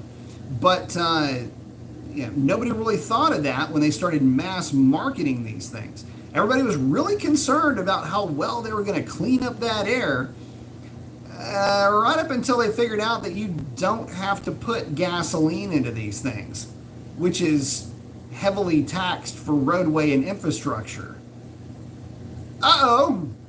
So I'm sure they'll come up with something, but right now they're too busy giving out subsidies for folks to buy these things to begin with. I mean, if you're living in the United States, that is. There's other places like Australia that are looking at it the exact same way that you're looking at it, and they're looking to tax the purchase of the car somehow or another, or to have a rolling tax on them that would cover the cost of infrastructure. It could be, okay, you have an EV, then every year along with your MOT, you're going to pay another tax, which is going to be road use tax, which could be, let's say it's $250 or something like that. One way or another, they're going to get their scratch, I promise. The per mileage thing doesn't really fly that well for many reasons under the sun. It's a way easier thing to put a flat figure on it and just send that out into the world. So it's being looked at in a couple of different ways, but I know exactly what you're talking about. I thought of the exact same thing, and I thought, dude, you want all this clean air, but how are you going to pay for the road? So, yeah, no, I know exactly where you're going with that. Who knows? But I appreciate the contribution.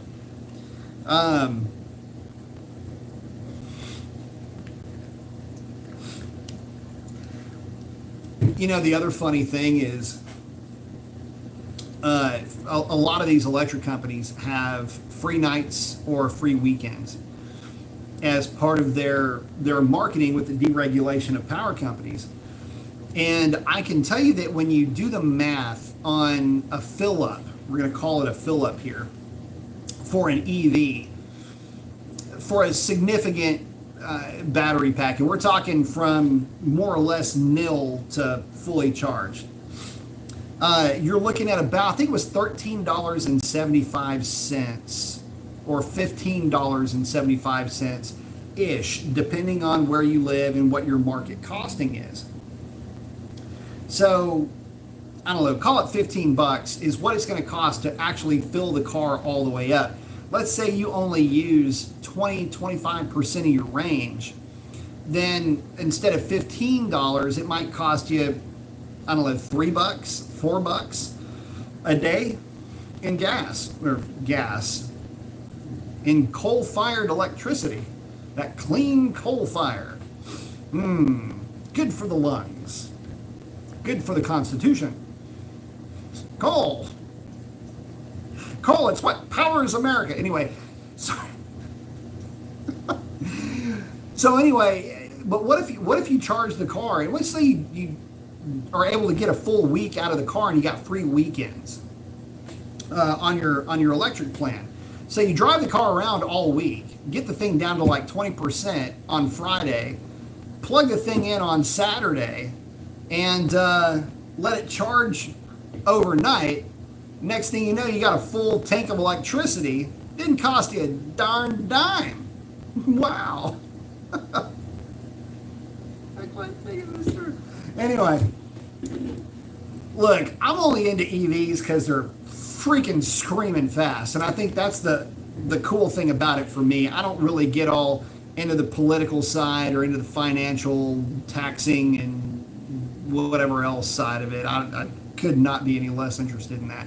I just like them because I know for a fact that once I break into the CAN bus and start pulling A2s, or have people that know how to pull A2s, and we start getting access to tuning for that, I'm going to be going ridiculously like king stupidity on seeing if I can find one to just yank all the torque management out of it and do burnouts like for 3 miles straight with an EV.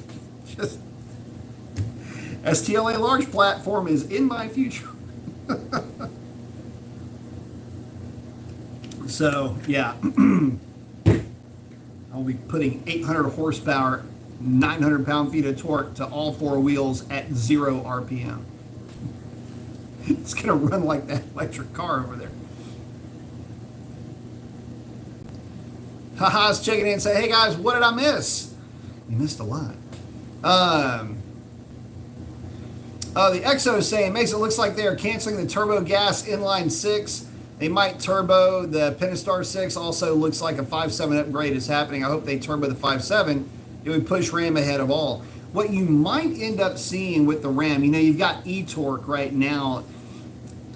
That's working kind of for the Pentastar. It's one of the reasons why there's not really a strong push to drive that inline six turbo, which is a bummer for me because that would be a flipping riot as far as I'm concerned. But it is what it is. So if you look at it from the point of view of what could they do, there is a variant of the HP 8-speed that accepts electric motors, and it would just be a pancake style motor in between the engine and the transmission, and it just adds power that way. It's far and away more power than what the e-torque would be capable of offering. We're talking, 150 horsepower, 250, 300 foot-pounds of torque, some combination that looks very similar to that. With a fairly small battery pack. Battery pack for that type of a setup is really going to weigh about 45, maybe 50 pounds at the most, and that's including the converter and inverters and speed controller and all of that. So you could literally get away with throwing, just for lack of a better way of putting it, say 200 horsepower and 200 pound-feet of torque at anything with an HP 70 or HP 90 transmission. If they do any electrification or any hybridization, that's really the right way to go about it. And it's more or less as it works as an assist, but you can also run the car direct off of those battery packs and those motors for, usually it's around 20-ish miles or something like that. That's kind of the going rate. Total weight penalty, I think you pay for that's like 250 pounds, 300 pounds, something like that, at the most.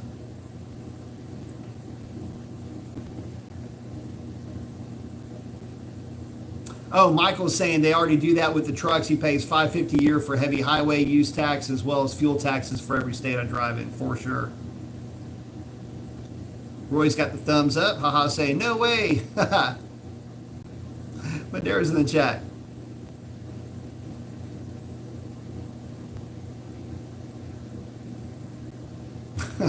They're saying stats say one EV pollutes as much as it manufactures as 500 ICEs do in their lifetime.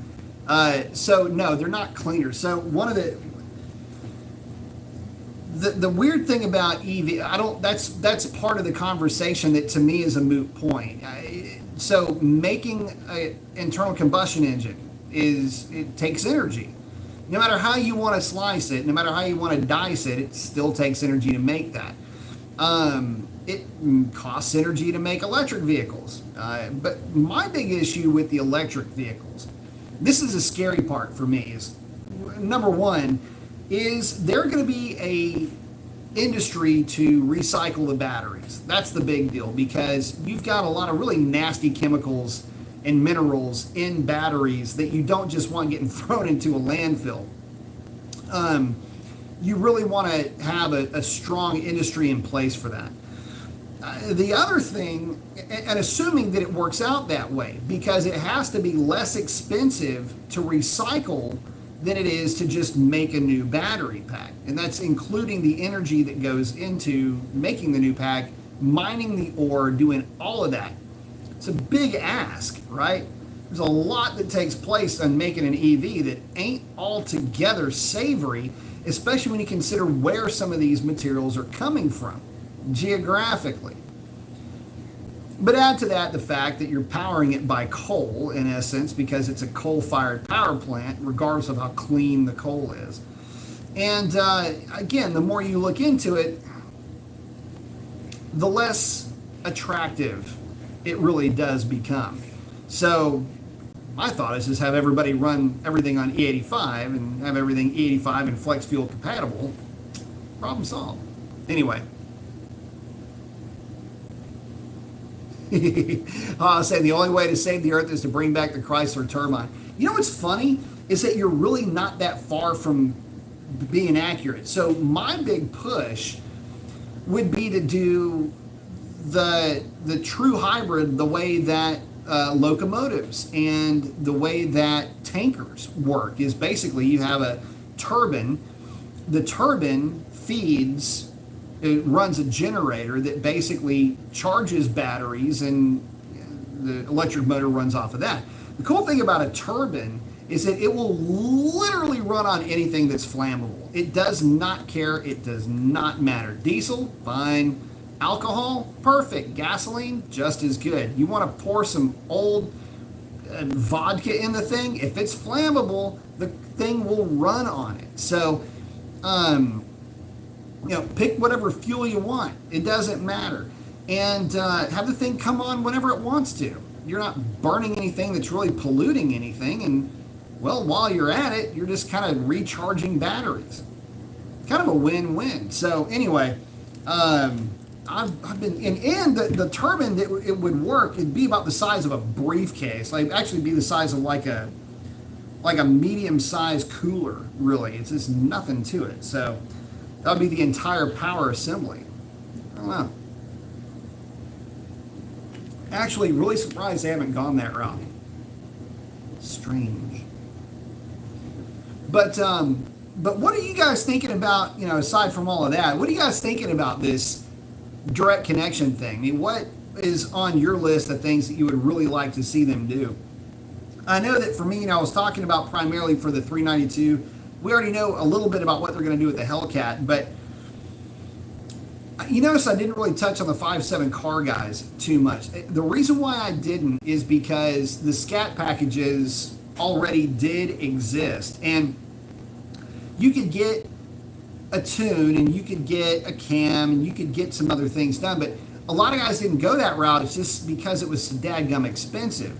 And not to mention, it was expensive enough to where if you did start playing around with scat packages, it didn't take too long before you started really encroaching on the costing of a 392. And the 392 is going to make quick work of whatever you've done to that 5.7 just shy of a supercharger. So, the 5.7 guys, I'd like to see them be able to take advantage of all the parts that are on the 392. The better exhaust manifolds. Obviously, now they're coming with the 2 3/4 inch exhaust, which is awesome. Again, revised tunes. I just, one of the things about on the NA side that I would not offer, and I know this is going to sound really weird coming from me, considering I'm the guy that puts camshafts together for people. I wouldn't offer camshafts from direct connection. I would offer cams. I just would not offer the cams because I don't think anybody would buy them, I guess is where I'm going with this. I think that the cams through Dodge would just be cost prohibitive, and by the time you're done going through all of that to put the package together, I think you're really going to be at the point where you're significantly encroaching on the cost of a Hellcat, and it just doesn't matter what you've done to the 392 at that point. A Hellcat is a completely different animal compared to a scat pack, and that's just you're talking about dollar for power versus dollar for power. I would offer up camshafts, but I think that it would be, if they can make it to where you could, you'd have to obviously be rolling the cost into the price of a new car. But if the pricing wasn't so far fetched, and obviously we'd still have to pass emissions and do all this other stuff, it'd have to have a carb number. I guess I would be able to sign off on that, but I just don't know if they're going to be able to do that. And that would work. That applies equally as well for the 392 and the 5.7. But I think everything else you would do, rear gear sets, tune upgrades, OS updates, all of that would go a long way to making those things just a flat out riot to drive. And I'm really hoping they go that route.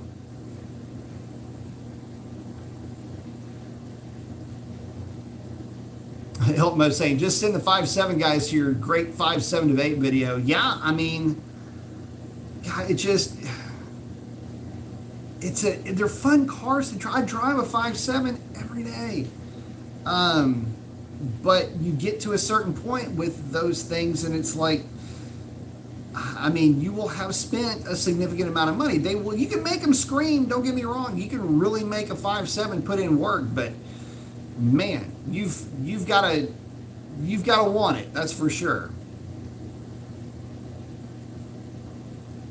Oh, haha, saying I want direct connection to have parts for the Viper, even though it's no longer in production. You see parts for the Crossfire SRT and SRT4 but it's most likely Hellcat parts. So one of the things that that would be really cool. That would really be awesome if they did that. The downside is that I don't know that they will. I would love to see Viper, SRT4, SRT6. I'd like to see SRT8 parts available for the Apache setups. I want to see everybody included in this. I just don't know how economically viable those platforms would be. I think that, fortunately, at the end of the day, they still have to make this thing as profitable as possible, and it's bang for the buck, really, once you start getting into those. And keep in mind, they had stage kits for the SRT4s, and stage 3 was pretty nasty, as a matter of fact. So, still one of my favorite all-time cars is the SRT4, but I digress. Michael's asking, what are your thoughts on jailbreak? I have no clue even what that is. I must be missing out on something.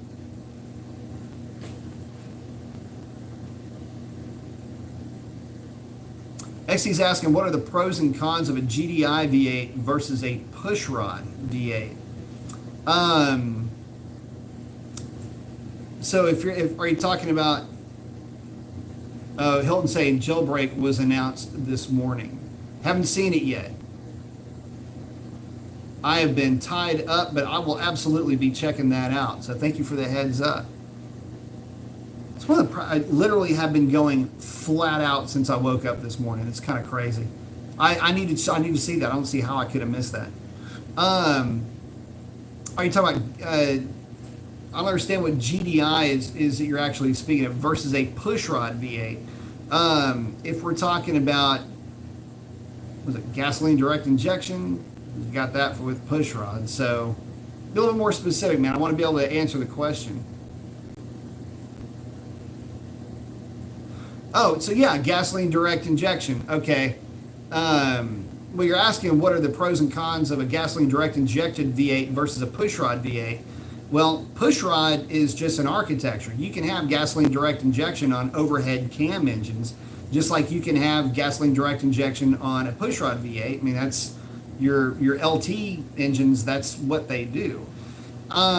So the pros of GDI is that you have extremely precise control of when the fuel enters the combustion chamber, number one. And number two, kind of and more to the point, it works really well with different fuel types. E85 comes to mind versus gasoline, things like that. And it does that for a couple of reasons, but none the least of which is the fact that your intake manifold is only flowing air. It doesn't have to worry about flowing fuel, and that intake tract is the intake tract all the way, intake valve opens, and now you're in the combustion chamber.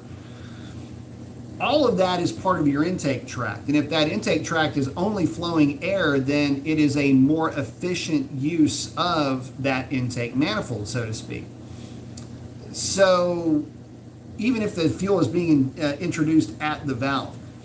So in that, you can run a more aggressive compression ratio with the GDI engines.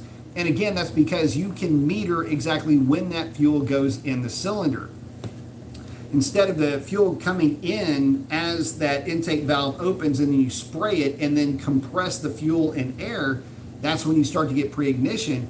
You can suck in the air, close the intake valve, compress the air, and then right as the rod is making its transition up and then over, you can hit it with fuel and hit it with spark, control the flame front propagation with a significantly higher compression ratio. Typically, if you're running 10-to-1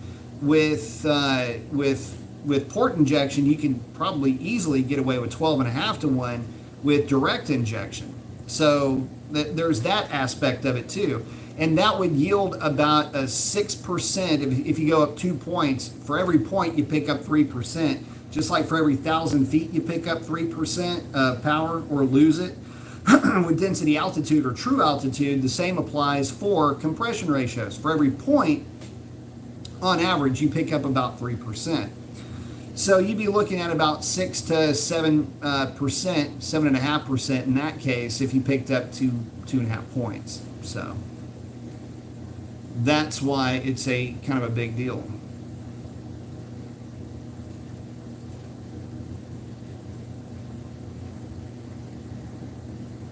Let's see. Oh, sorry. And yeah, for the downsides to it, the issue that you run into potentially is, and a lot of this has to do with fuel quality. It's why it really works great with E85.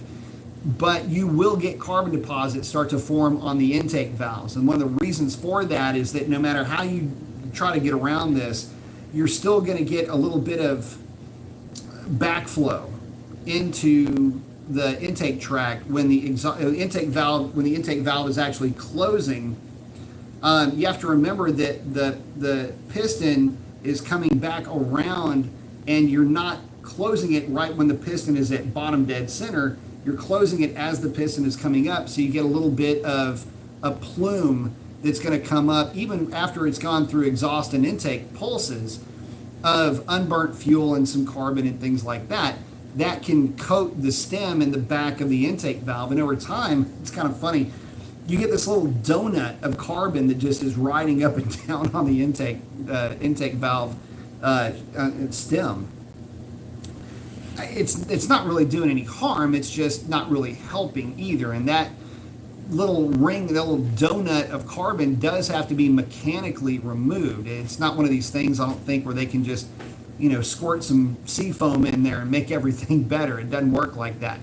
For a couple of reasons. One, seafoam would never see it because seafoam would be running through a direct injector instead of one that's port. So anyway, the way around all of that is to run direct injection in concert with port injection, where basically you're just using port injection to keep the stem and the intake valve itself clean.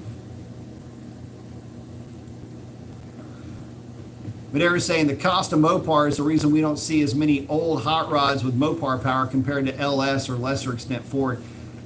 Yeah, which is kind of a weird deal because there's a Brazilian Hemis floating around out there. There's no reason for the expense.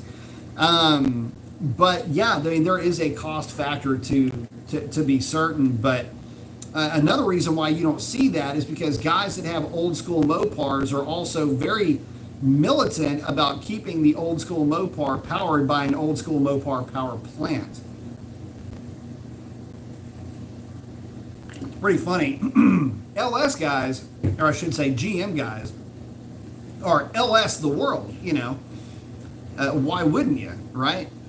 But Mopar, a little bit different mentality when it comes to Mopar. That is for certain. Sovereign's in saying, "Sup, eat up, man."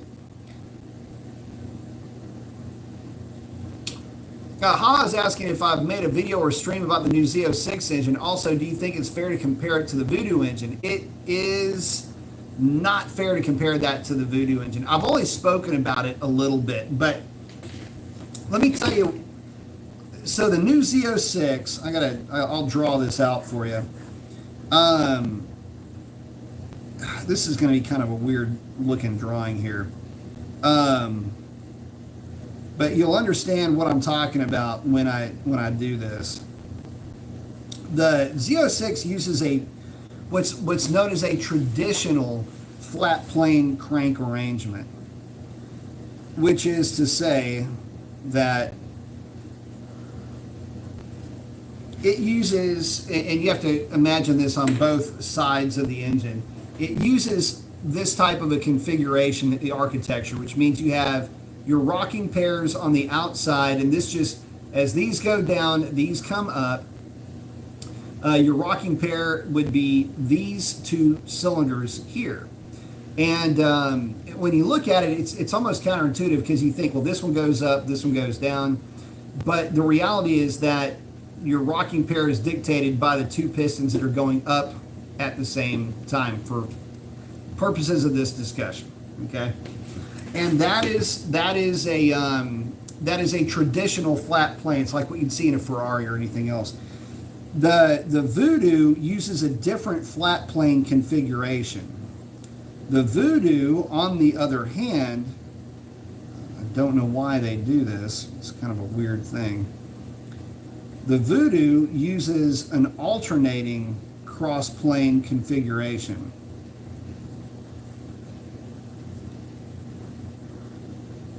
Which is this one right here.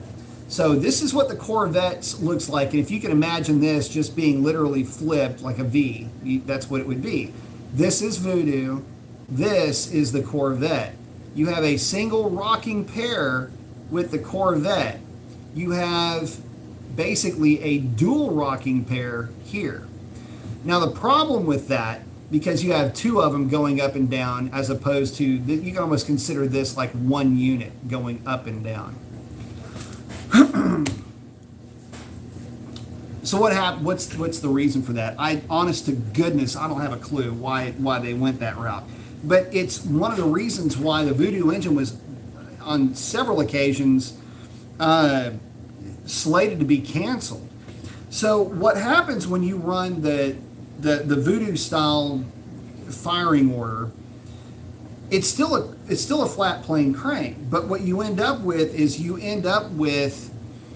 your secondary vibration is amplified. It's not as much as a primary harmonic, but your secondary harmonics are amplified by those two rocking pairs, which means you have to add more weight to the crankshaft to calm it down. You have to balance it, in other words, in a lot of the same ways that you would have to balance a cross plane, which is your typical V8 configuration.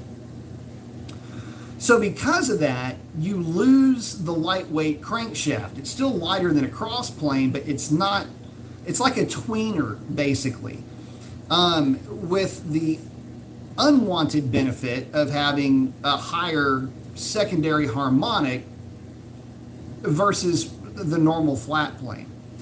They do sound different, and I guess if you were going for a certain sound, I guess you would want to maybe go with the twin rocking pair style for cross plane, or for a flat plane, but it just doesn't make any sense. I mean, I think the only motorcycle engine that uses that configuration, I think the R1 uses that configuration, if I'm not mistaken.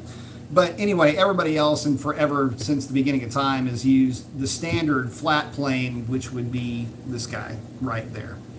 So again, because of all of that, the Voodoo had some vibration issues. I know that on at least one or two separate occasions, the NVH thing, they're having a hard time getting that sorted out.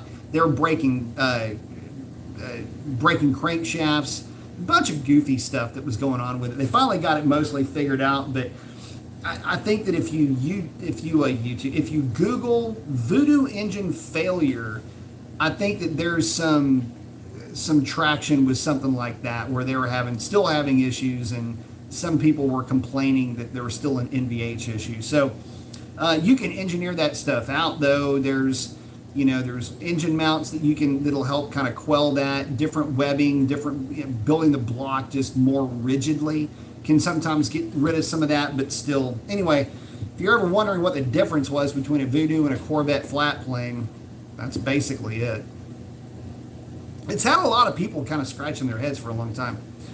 XE's asking, what brand of gas do you run in your Challenger, and what oil brand do you use? I usually will run Exxon because it's literally right up the street, and my testing has shown it to be really, really good. And I use Mobil 1 0W40 in mine. And the reason why I use Mobil 1 0W40 is for two reasons. One is I change my oil an awful lot. And two, it's really good oil. So, and it's cheap. So, and it's easy to get my hands on it too. So for all of those reasons, that's why I typically go with those products. I think I've run Pennzoil 040 once, maybe twice, and that's kind of, no, actually I've only done it. I have only done it once. But the rest of the oil changes have been with Mobil 1, and I typically will change my oil about every 2,500 miles. usually a little bit less, but right, no more than about 2,500. And they're saying, but the demand dictates prices of the supplies. If people bought more Mopar parts, the price would come down. Yeah, I mean, no doubt about it. You got to remember so the Mopar stuff, it really didn't start getting really good for, making hot rod parts out of them really until around 2011, 2012, when the Eagle stuff started hitting the scene.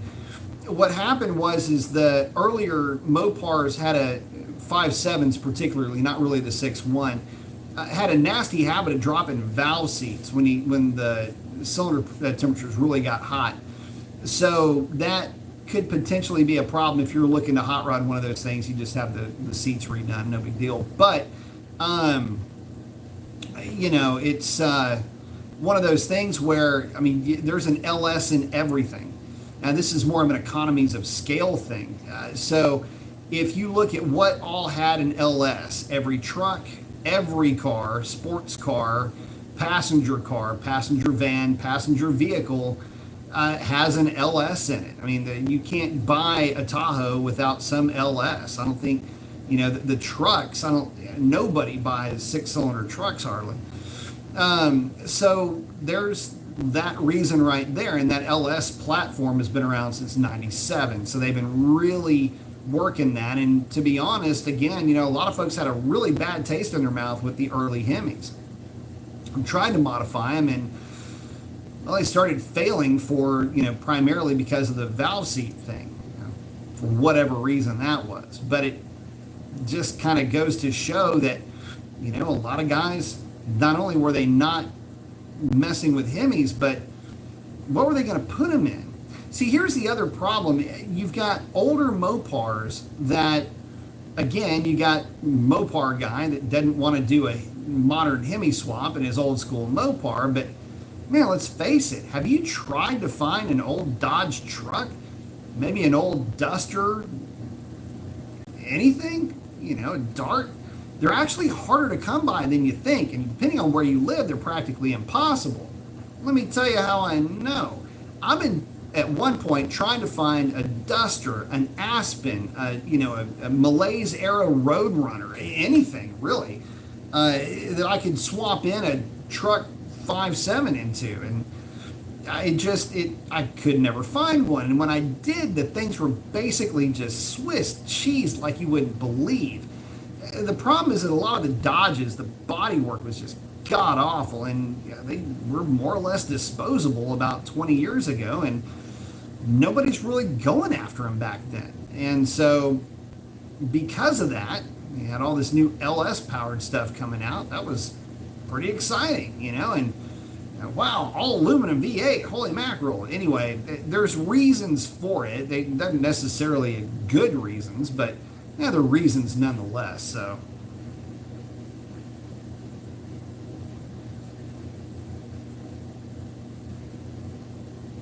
XT45 saying people swear the 2015 and newer Scatties are more 500 horsepower than 45 as advertised. Your thoughts? It depends on the people that you're asking. So let me give you an example. So the very first car to be certified by the new J1305, I think it is, SAE rating was the C6 Z06 at 505 horsepower. If you were to test that engine, and that's a voluntary SAE spec, by the way, but it is certified. So if you were to spec that engine by the older way of SAE correcting, the difference is, as near as it doesn't make a difference, about 4% in favor of a bigger number. So it may have spec'd out at like 520 horsepower, 515 horsepower, just something along those lines. So when you start to play the horsepower game, it depends on who's and what kind of correction factor you're working with. Standard correction is going to correct to a different number, which is, again, on average about 4 to Well, that's right. Let's say 4% higher than what an SAE correction can be. So you've got to kind of look at it that way. And, you know, if you added 4% to 485, that's right at 500 horsepower. So it just kind of depends on what dyno you're on and what correction calculator that you're working with. I'm not really big into like, is it underrated, is it overrated? They all make about the same power on dynos. So, you know, you take roughly, I mean, here, let's do the math. I don't have my calculator, but I mean, take 410 and divide it by 0.85. That'd be about a 15% driveline loss, and that'll tell you about what the thing's making at the flywheel as it sits in the car. Because the other thing is, you put long tube headers on it, a header collector extension, pull the front engine accessory drive off the thing, and you know, you probably pick up so the standard, by the way, just so you guys know if you're not familiar, FEAD, which is a front engine accessory drive standard correction, or let me rephrase that, the standard, if you pulled everything off, it's normally about 30 horsepower, give or take. So if you ever see an engine on a dyno and it just has an electric water pump and nothing else, you just see the balancer spinning and, you know, maybe a pulley, and that's it. It's not spinning the alternator or anything else. Certainly at that point, obviously not the water pump, power steering pump, or anything else like that. It's typically going to, or fan even for that matter, then that's absolutely going to be 30, could even be as high as 35 horsepower. So just subtract whatever number you see by 35 and go from there. Just usually easier to take notes at that point. But that is a practical guarantee thing. The lowest front engine accessory drive loss that I think I've ever seen, it's about 20 horsepower. Hilton's asking if adaptive dampening suspension worth the $1,000. Well, depends on what you're doing with the car. I mean, if you're closed circuit running the thing, maybe, but then you've got heat you've got to worry about. For street use, I mean, I don't know. There's a lot of adjustability within those systems, so that obviously gets my attention. But in terms of, is it worth it? Well, if it's only $1,000, I would probably pay it, because that would be kind of cool.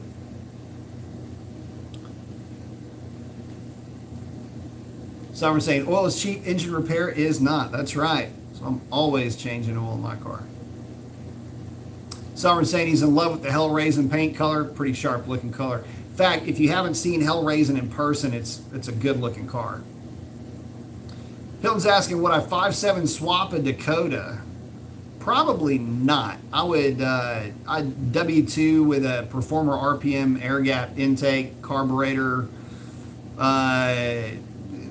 you know, cam, which would be like a 550, 230, 236, 108, 110 degree LSA. That would be my setup for that thing. I'd stick it. I'd probably stay LA with it. I wouldn't do anything. I would just go like a 410 stroker with it. Unless I just got a smoke and deal on the 5.7. And again, the only reason why I'm saying all of that, what I'm saying now, is because just the cost of what the swap could cost. But if you can get your hands on a good deal, engine and transmission and harness, yeah, I mean, truck would run good. Sovereign saying 392 and a 68 B-body Charger. Ooh, well, we just did a 392 and a 69 Roadrunner. Had one of my cams in it, sounded good, ran good. Nice car, real nice car, 6-speed car at that. Wish the guy would have gone bigger on the exhaust, man. For whatever reason, the guy did a non-crossover. In other words, no H-pipe, no X-pipe, 2.5 inch. And it was going into some just like turbo muffler looking mufflers. I mean, it still sounded good, but like, what the hell? Anyway, I think it's still put down like 440, 450 to the rear wheels, but that exhaust was choking it by about 25 horsepower, would be my guess. Oh, Roy's hanging out with Sovereign. Haha saying slant 6 in a PT Cruiser. You know what? They put Hemis in them, so why not a slant 6?